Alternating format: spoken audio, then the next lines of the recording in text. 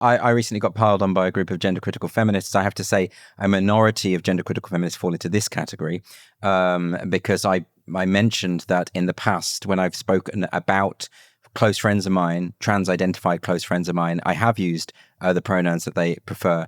I never do it in my reporting. I get really angry when I see the BBC referring to a sex offender or a murderer as she, when it's clearly a man. I think that's just misleading the public. So I never do anything like that. But I think the way that I choose to use my language in private about people I know who are not gender ideologues is frankly no one else's business. And I got a lot of people criticizing me, which I welcome. And I think I'm open to persuasion on this, right? Their argument is that it's a slippery slope. If you use it once or twice for a close friend, then that's a slippery slope to, men in women's prisons. I'm not convinced of that argument yet, and no one's convinced me of it yet.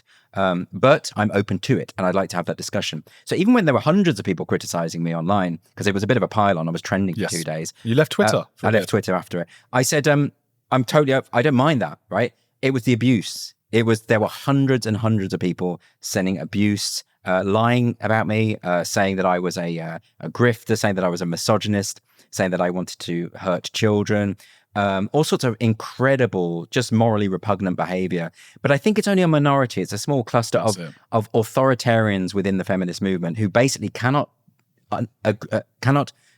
countenance the very concept of someone disagreeing with their point of view. Yeah. And what they will do, rather than criticize, is attempt to destroy your reputation. In other words, they are the same as the TRAs who engage in cancel culture. They're the same thing. Which means this is a very human thing to do, to gather with I mean, that's the new Puritans, that's your book, isn't it? Exactly. You see it in all political and ideological spheres. It is not specific to one side of the political aisle or the other. It's purity spiral. It's a human thing. Exactly. So there's a tendency towards moral purity. And, I recently posted a thing on my Substack about the importance of critical thinking. And then I saw someone today complaining online saying, oh, well, Andrew Doyle didn't exercise much critical thinking when it came to the vaccines. And of course, what that person's doing is they're mistaking the idea of critical thinking for you should agree with everything I say. Okay, that's not what it is. So there is an expectation of moral purity within every single group, and critical thinkers avoid that. And also, if it is the case that you're only interested in what I write and what I say, so long as I agree with everything that you agree with, then frankly, I'd rather you didn't bother with me. I'm not interested in that. Yeah. And I think we need to be able to not only be able to talk to people who disagree, but to maintain friendships with people who disagree. That seems to me to be a major problem of today. Now, I should say that the vast majority of gender critical feminists don't fall into this category, and they're perfectly willing to have rational debates about these very important issues without resorting to abuse. But I'm afraid there were hundreds who did resort to abuse and libel, frankly, and I'm just not interested in that. And by the time, it had gone on for hours, and by the time I got into the night when there were some actual overt homophobic things coming my way, and I thought, hang on a minute, this is a bit dodgy. And then I started getting contacted by all these gay activists saying, yeah, we've had the same thing, and sending me evidence of feminists sending the most gruesome homophobic stuff. And I was just seeing all this stuff, hundreds, and bear in mind, in the middle of a Twitter pile-on, it's intense, and there's hundreds of these at once. And by the point where there was an activist saying that she wanted to murder gay people, I just thought, I'm switching off now. And I turned the whole thing off, and I moved away from it. And it's partly my own fault, because I should be able to turn the whole thing off as soon as that thing happens. But I am fascinated by it. Of course. And I see, because there are all these people saying things about me, a total stranger, that it would never occur to me to do that. It would never cross my mind to see something I disagree with, even passionately, and send abuse or lie about that person. It would never cross my mind to do it. And so I'm fascinated by people who do. And it turns out there's a lot of people who do. And so I watch it like some sort of grotesque car wreck that I can't take my eyes away from.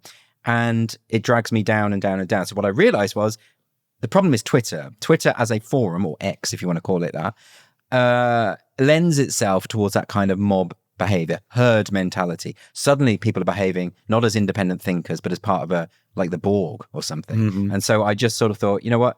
It's not possible to have rational conversations on Twitter. So I removed myself from it, and I set up a Substack. And my logic was, I can write pieces that are more long form.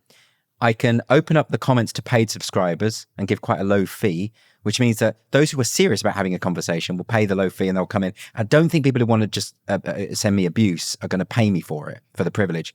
I mean, maybe they will, but they haven't done it yet. And it's worked really, really well. I've really enjoyed it because I've had some serious conversations on Substack. I've been challenged in my position.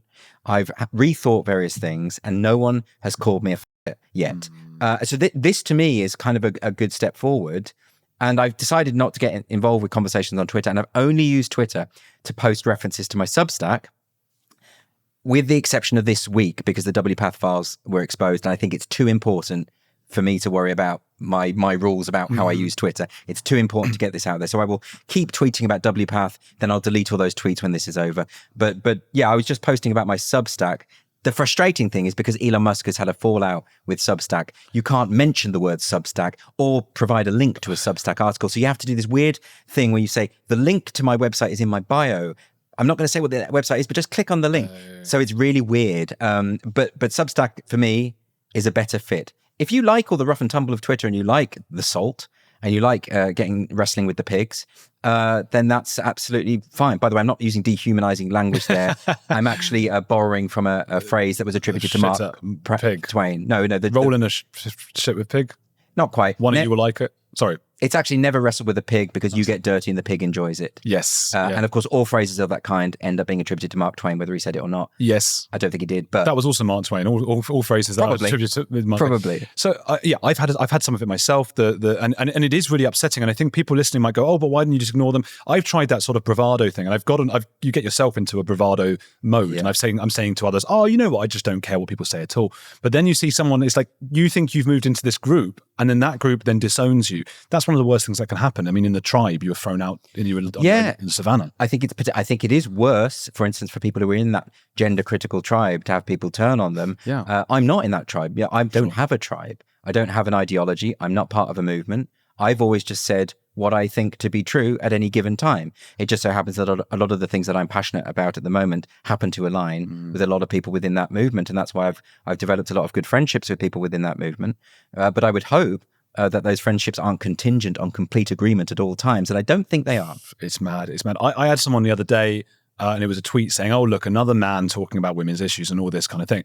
Now, you can probably guess, but that was a man who tweeted that. Yeah, of course. And it's like speaking on behalf. And then I tried, but that's when because usually I go, I'm just going to be a wall. I'm not going to reply. But obviously I have to reply to that. And I replied to that thinking, right, I've just won Twitter, but obviously that's not how it works. And suddenly there's hundreds of people defending that person. Yeah, going, exactly. That person's been there from the beginning. Where were you? To me, I was like, I don't know, mate. I was having a life. Yeah, exactly. It's really not worth getting engaged. It's not, but just leave it alone if you can. But I've realized that I can't. It's almost like an addiction. I have a compulsion. Do you know what as well? I've been so much more productive not being on Twitter. It's unbelievable how much time it's freed up. What about Titania McGrath? Well, I mean, I I can give you the backstory to that. I mean, I started her in early 2018.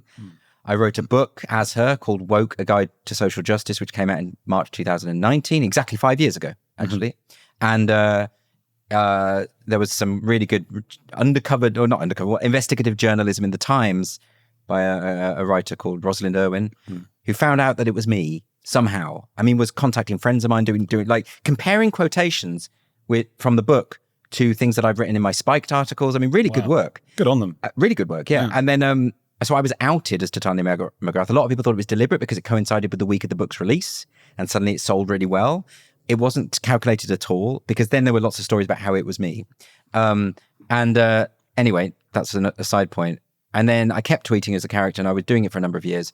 I did one today, but I only tweet very rarely now. And I think it's because I feel like I've done that. I wrote 2 books as Titania. I wrote a tour, a national tour, which didn't go ahead because of the pandemic, but at least we got to do a show in the West End of London, which was great. We got to do a run at the Edinburgh Fringe, which was great. It may be that I do something else with her, modify her in some other way and do something more. At the moment, though, on Twitter, I'll sometimes tweet something and leave it. I write a column as her every month for the Critic magazine. So I'm still ticking over, but we've got so much more stuff to get on with. I mean, so I haven't really got time is the truth of it.